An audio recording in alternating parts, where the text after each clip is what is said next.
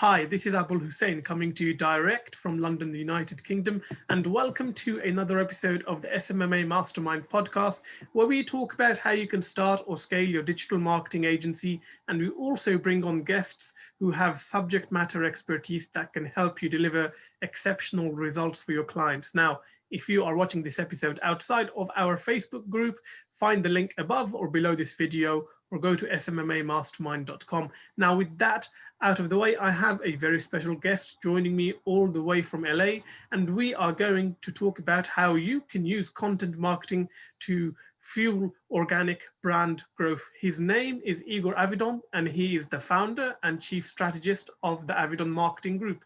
Igor, welcome to the show. Thanks, Abul. It's very nice to be here. Thank you very much for joining me. Now, for the people who might not have come across you before, how about a little bit of an introduction? Absolutely. So I am a digital marketing expert out of Los Angeles. My team and I, we specialize in organic growth for brands that are small and large. And we use SEO, we use content marketing to help achieve this growth. And we do it in a very organic and a very unique way. Okay. And how did you get into the digital marketing space yourself? So actually, there was a need when I was going to college. My parents ran a business, and this was right around 2008 crash. And so the business was luxury transportation, and the business was suffering. And I had a natural kind of an inquisitive nature about how people find businesses online. And so I got into PPC advertising. I actually started doing it for the luxury transportation company that my parents ran. And I found it so fascinating, the fact that you could serve ads without having to rely on traditional media. And out of that, basically, I kept being very, very interested in the digital marketing realm. My focus eventually shifted to organic simply because I saw that it had much more power. You didn't have to spend as much money on advertising, and you could get evergreen results. And that's something that fascinated me. And, 10 years later, I am here, and, I specialize in organic marketing. That's awesome. That's a great story there. Now, content marketing, different people have different, I suppose, definitions of what that means. Some people might think it's writing a blog. Others might think, it's kind of posting on other people's websites. What's your definition of content marketing? That's a great question. So generally speaking, I think content marketing is anything that is related to content that promotes your business. So that could be guest blogging, that could be making special appearances, even on podcasts, right? I mean, that's another form of content. We've seen over the last 5 years, the digital space has grown. It is no longer just about written content. Now we have video content with YouTube and Instagram dominating the video space, really. And, there is audio, right? There are podcasts that people listen to. And so to us, we focus on content that is available and that is discoverable organically through search engines and social media. And that allows brands to gain more exposure, essentially. So it's not that that's our definition, but that's where we focus on. However, certainly there are multiple channels within the content marketing strategy that you could always utilize to grow your brand. And in terms of the ranking power of some of these external websites, a decade ago we had article directories like eZine articles and whatnot. You wrote something, it ranked very well. That game has changed a lot. So what is working these days in terms of, putting out content that actually ranks? Yeah, the organic channel has grown. So Google's algorithm, it has become very, very finely tuned. And in many ways, it surpasses even the human's ability to kind of gauge the value of content and of web pages that it has in its index. And so it takes a lot of expertise and a lot of specialization to be able to determine what's going to work. And no vertical is alike, right? So this is the one thing that we always come back to, even when we talk to prospects. We always say, look, if you're a local business, there is one type of strategy involved. If you're a global e-commerce business, there's a different type of strategy involved. And so what works for local clients will not necessarily work well for e-commerce brands that do national and global shipping. Whereas, that might not have been true 10 years ago, right? Or even as recently as 5 to 6 years ago. And so really customized strategy is what drives success. Oftentimes you have to understand the vertical, you have to really research the niche. And that's something that we do as part of our kind of custom campaigns. Essentially, we try to make sure that the work that we're doing focuses on these specific kind of success metrics and successful strategies that are working for other websites that are competing directly against the potential prospect that we're speaking with. And so there isn't one thing that works necessarily. I think that there are a lot of myths, and there are a lot of kind of poor information out there that is kind of pushed out by so-called experts that say, well, guest posting is dead, links no longer work, or and content is king. And then there's another camp that says, no, really all you need is links, and you don't need that much content really. And the truth is always somewhere in between. People tend to see things black and white simply based on their own experience, and in reality you could have different strategies working very well for different types of clients, and you just don't know until you do your due diligence and you research and you investigate what your particular business needs. Right. Okay. And obviously, we touched on PPC and how you focused on that initially, and how obviously focusing on content probably brings greater dividends over the long run. How long, for someone who is just looking into activating content marketing for their business, and let's assume they just serve their state or their country, how long does it take for them to start seeing some results? At what point does a business see some movement or can start measuring the ROI? So generally speaking, it's a very dynamic process. So when you start with a fresh website in a very competitive niche, that might take a couple of years to gain traction. And it depends on the size of your budget as well, right? So if you can afford to really have a company, an agency or another vendor go out there and create a lot of content for you and do a lot of outreach and build a lot of links, then that timeline obviously kind of contracts, right? So it becomes shorter. However, if you have a very well-established brand and you just never paid attention to your organic equity, to your SEO rankings and traffic, an expert could come in and consolidate all of that value very quickly and really generate a lot of results within the first couple of months. And so generally speaking, if we take the averages, right, if we look at things, well, okay, maybe you're not a brand new company, but you haven't really paid attention to organic. And let's say that you're not in a hyper competitive niche, like let's say in the cannabis niche or like the law or medical niche. If it's something that's, kind of mid-level competition, generally speaking, I think that it's reasonable to expect results within about 9 months. And when we're talking about results, we're talking about where the campaign essentially is either paying for itself, or at minimum breaking even, and you can see the investment making sense, right? So now that you're already breaking even, and if you can generate, if everything else being put into the campaign is ROI positive, you see the point and you see the, kind of the meaningful impact of the campaign and why you need to keep on investing.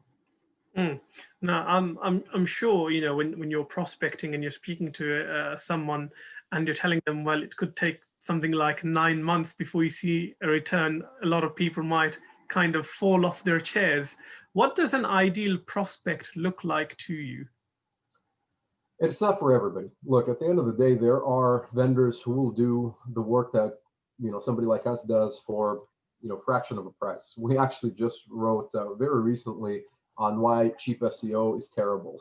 And oftentimes it puts businesses at risk, but we also understand we are a boutique company, which means that we keep our team small and we don't have a huge client roster.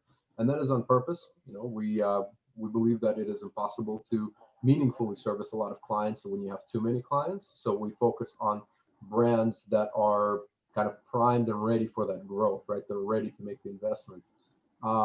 At least 50% of the prospects that I speak with, and probably it's closer to 60 to 70%, are priced out. And that's understandable because, again, as somebody who considers themselves to be cream of the crop in terms of content marketing and SEO strategy, I expect that, right? So this is not for everybody. This is for people who understand how business development and how general marketing results take time. There are very few other channels that you could pursue where you could invest this amount of money over a 9 to 12 month period and get the same long-term evergreen returns.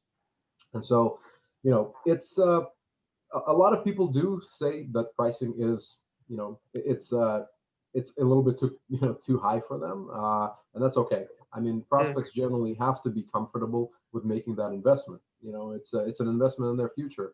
And again, I would say that, like I said, about 60 to 70% of the time, I simply give the honest feedback, and I tell prospects who are priced out, and I tell them, look, if you're not prepared to invest this much, I wouldn't recommend pursuing this with anybody else until you are ready.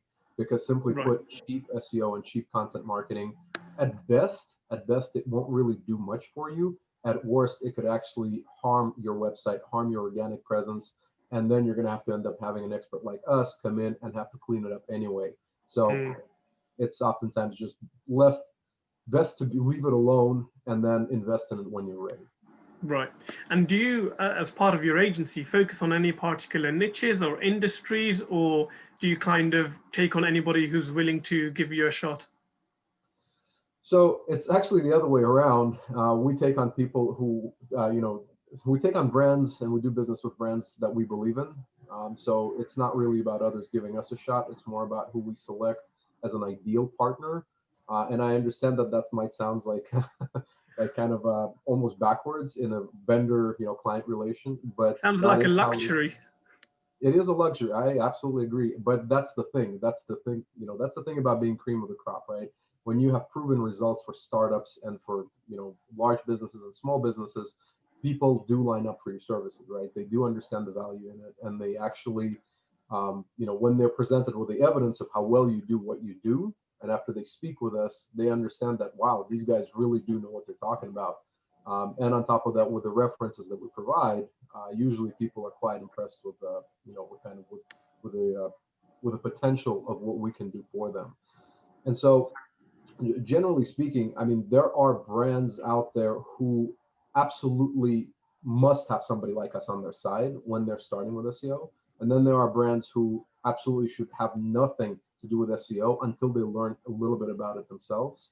And so oftentimes, the mom and pop shop who are coming, looking for like a $200 a month SEO retainer, that's somebody where I would say, look, if your budget is truly that small, it will not make any difference. You'll be throwing money to the wind. So read about it, see how SEO really works, right? Learn about at least the basics, and then you'll start to understand why it's such an investment, why it takes so much time, and why credible agencies really do charge as much as they do for their services. Right. No, that makes total sense. Now, coming back to the whole kind of topic of content marketing, what does an effective content marketing strategy look like? What are the core components? So you have to understand the kind of the business goals first, right? You have to understand, what does content have to achieve for any particular campaign. More often than not, of course, it is revenue generation. However, oftentimes content might not drive that revenue right away. So it might not be the top and the bottom of the sales funnel for the business. And oftentimes what content does is it saturates the market for us. What we do is we raise the visibility of a brand for all the relevant search terms that their target audience is looking for and is researching during their researching phase. Not everybody is looking for products. They're not always ready to buy, right? So oftentimes they might sit down and type in, what is the best 8K TV out there today, right? Or what is the best outdoor LCD projector that I can buy for my backyard? So oftentimes that's where content comes in, and oftentimes that's where you really start to get your brand to be visible with your potential buyers. After that, everything else starts to take shape, right? So you have your usability on your website, you have your kind of you provide the ability for your potential customers to talk with you, whether it's through social media profiles or whether through it's a chat bot program on your website, where customer service representative will actually walk them through whatever questions they might have. And so great content serves as the top of the funnel, right? It really introduces the brand. And after that, the rest of the work starts to take place. But here's the thing.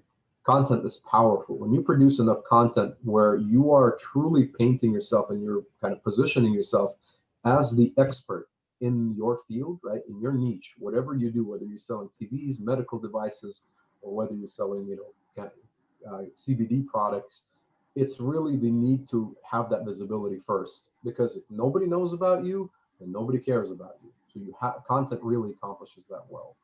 Mm-hmm. And in terms of the volume of content, how much content should you be pushing out, and I suppose at what frequency? Another great question. So generally speaking, there are no hard limits, and there aren't any hard requirements. And generally speaking, what we try to do is we try to focus on traffic, right? So we say, all right, so if we're targeting a topic that has the potential to drive 5,000 visitors per month, but it's going to take us 20 hours to develop, is that better than producing 5 pieces of content that's going to take us 5 hours per piece to develop? And so obviously that one larger piece starts to look a little bit better than the 5 small, shorter pieces. And so really it's about identifying the opportunities and then identifying kind of, where will we be able to get the most value for this particular campaign? And so generally speaking, we do recommend at least a couple of posts per month. I think that is a minimum that you would probably have to, publish. But at the same time, it doesn't mean that that's what really moves the needle. And again, if the point is to saturate the market within your particular vertical, then you have to take that into consideration. How many topics are being researched by your audience, and how visible do you want to become, how quickly? Mm-hmm. And on this topic of publishing blog pieces, I suppose, or articles on your website, assuming that you've got a relatively new website that doesn't have a lot of domain authority, and you start targeting maybe some long tail keywords, how difficult or how easy is it for you to start ranking for these long tail keywords with a brand new website? Generally speaking, the long tail keywords have been painted as quick wins, and that's not always the case. Google is a lot smarter than that nowadays. And so if you don't have the overall domain authority behind you, so if your website does not, as a whole, it does not have a lot of organic equity, even the long tail pieces will not be very helpful to you because it will still take time to rank for those long tail keywords. Now, there are some strategies to expedite the process, certainly by building links directly to the pages and by really acquiring strong social signals. People sharing and liking your page and posts about that particular article will help. But overall, it's really hard to say, hey, we can get these long tail keyword articles to rank really quickly, or hey, it's going to take 3 to 6 months. And this is again part of your overall strategy, is not relying on a single piece. It really should be about your overall content marketing. And you start to interlink these topics as well, right? So they actually start to support each other, and Google starts to understand kind of the website and the blog on your website and what it is that you specialize in, what are you an expert in. And so overall, I would say that when you have that good strategy, you don't rely on quick wins necessarily, but some of those long tail keywords can be quick wins, right? So again, it's not about saying like, hey, we're going to produce 3 articles that are long tail and all of them are going to rank right away. Generally speaking, that's not our aim. This is why you have to be patient, right? This is why you oftentimes have to wait those 9 to 12 months for that return, because down the line they will rank. There's absolutely no doubt about that. But it takes more than just content alone in order for it to rank. You do have to have supporting links. You do have to have proper outreach and support activities in order to help those pages be much more visible in search results.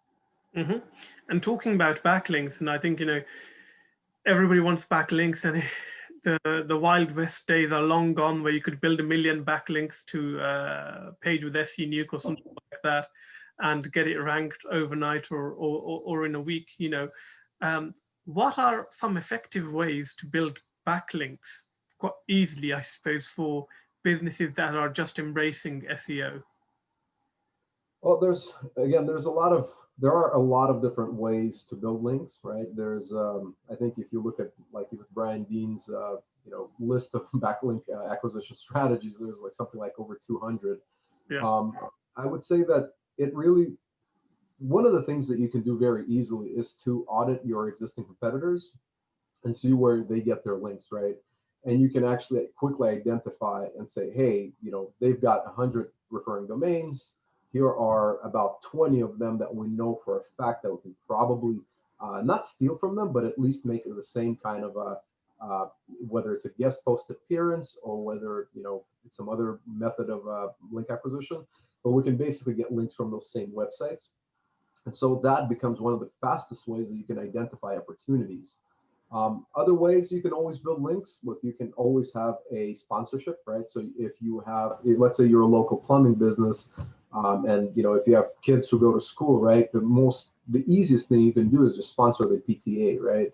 And usually every single, even elementary schools, in middle schools and high schools, they all have websites, right? They have websites, and their PTA is usually looking for support from parents and from local businesses. And so again, that becomes a natural way to, not only support your children's school, but also acquire a backlink.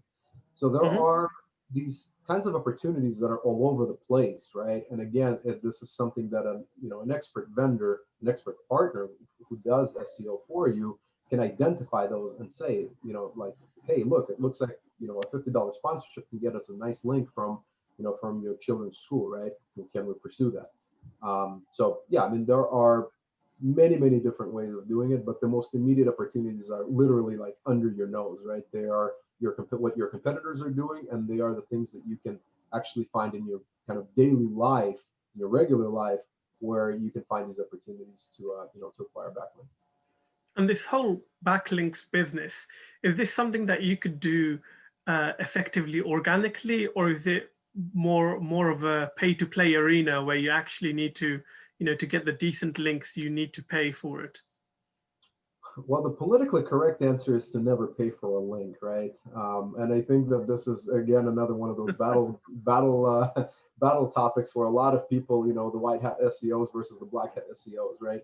The reality of it is, look, anytime you're doing backlink acquisition, it's already no longer white hat, right? So I think it's just a matter of, which shade of, the 50 shades of gray, where are you, right?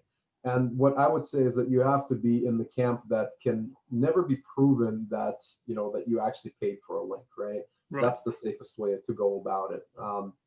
And so there are some safeguards for that, right? So for example, you can, if a website is legitimate, it gets, legitimate traffic, right? If it's a legit publisher and you put, and you have a guest post or you make a guest appearance where you talk about your, topic of expertise, even if it's sponsored, it could simply be that you are doing business development, right? And that the backlink that is mentioned by the publication is a regular part of their publishing process, right? So it simply tells people, hey, if you're interested more in Igor's services, here is a link to his company website.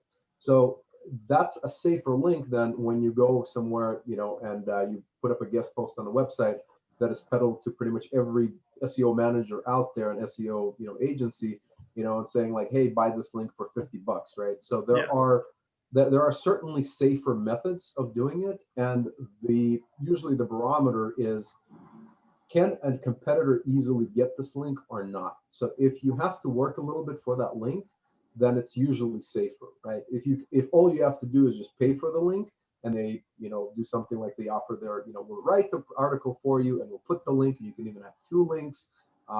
Usually that's probably something that any other competitor can have, and right, they can identify and acquire it. So down the line, it's what's the point of even getting it if anybody can have it, right? So that's usually kind of the line of thoughts. There is a great blog article that we actually put together on our website on how we prospect. We actually give away a lot of information about how we prospect websites for potential link opportunities, and your viewers can definitely read that and get some sense of an idea of how experts do it.